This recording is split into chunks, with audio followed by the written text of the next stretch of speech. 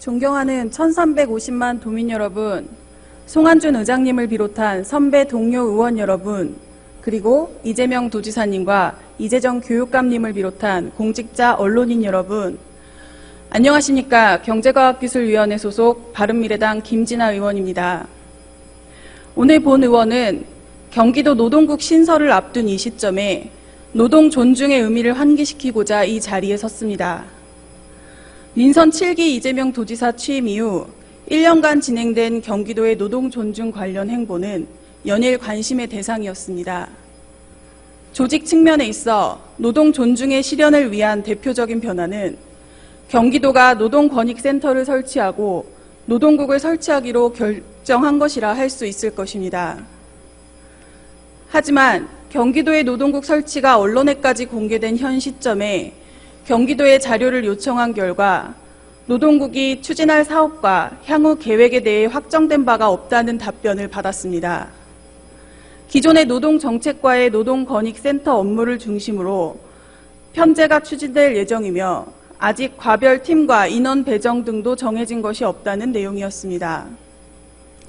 또한 도지사 노동 분야 핵심 공약 사업 중 하나였던 노동권익센터는 현재 기존의 과단위에서 하던 일에 상담 등 일부 업무가 추가된 정도의 업무를 수행하고 있으며 노동권익센터 팀 10명 중 7명이 시간제 계약직으로 구성되어 있습니다.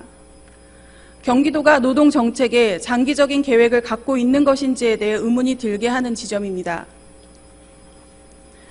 관심이 있는 곳에 예산과 인력이 투입되기 마련입니다. 아직 진행되는 과정이다. 걱정하기에는 너무 이르지 않느냐는 의견들도 있습니다만 본청에서 가장 먼 곳에 위치한 경제노동실과 노동권익센터, 좀처럼 증가하지 않는 경제노동실 관련 예산비 중에서는 도지사의 관심을 찾아볼 수 없습니다. 본 의원이 아직 설치 중인 노동국에 대해 설치 그 이후를 걱정하는 이유입니다. 그렇다면 기진행된 정책적인 측면은 어떨까요?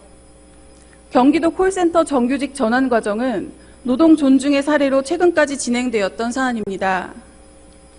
도지사는 올해 첫 행보로 경기도 콜센터를 방문하여 정부 방침과 관계없이 경기도 콜센터 직원들을 모두 정규직으로 전환하겠다고 선언하였고 민간 위탁 분야에서는 최초의 사례이니만큼 경기도가 선도적인 노동정책을 추진한다는 평가를 받기도 했습니다.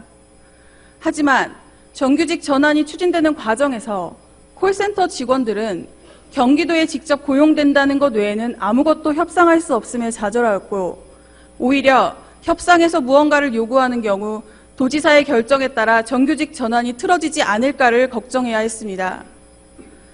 표면적인 협상의 자리는 있었으나 실질적인 협상의 위치에 있지 못했던 것입니다. 비정규직을 정규직화 시켜주는데 더 이상 문제될 것이 무엇이 있느냐는 얘기를 하시는 분들도 있을 것입니다. 하지만 민간 위탁의 공무직 전환 과정은 그저 불안정한 민간 위탁 업체 직원을 경기도가 직고용해 안정적인 일자리를 제공해주는 차원의 것이 아닙니다. 실제로 경기도가 지속적으로 필요로 하는 업무를 민간 위탁이라는 이름으로 반복하여 외주화해왔고 이는 민간 위탁이라는 이름의 비정규직 양산임을 부인할 수 없습니다. 따라서 경기도가 은혜를 베풀어주는 대상자가 아닌 정당한 이해관계 당사자이며 협상의 상대방으로 존중되었어야 함은 물론이고 발언에 대한 신중함 또한 기해야 했습니다.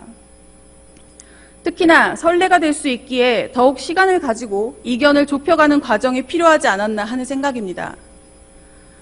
도지사의 정치적 결단이 충분한 시간, 면밀한 준비 과정과 함께 진행되었다면 더 좋은 선례를 남기지 않았을까요? 존중은 높이어 중히 여긴다는 뜻으로 말뿐만 아니라 행동으로도 나타내어지는 부분입니다. 근본 전환 과정에서 경기도가 선택한 과정과 보여진 모습들이 노동을 존중하는 경기도의 모습이었는지 생각해 보았으면 좋겠습니다. 노동이 존중받는 경기도, 이제 곧 노동국이 설치되는 시점에 본 의원의 우려와 지적을 넘어 진정성 있는 접근으로 정치와 행정의 긍정적인 본보기가 되기를 바랍니다. 끝까지 경청해 주셔서 감사합니다.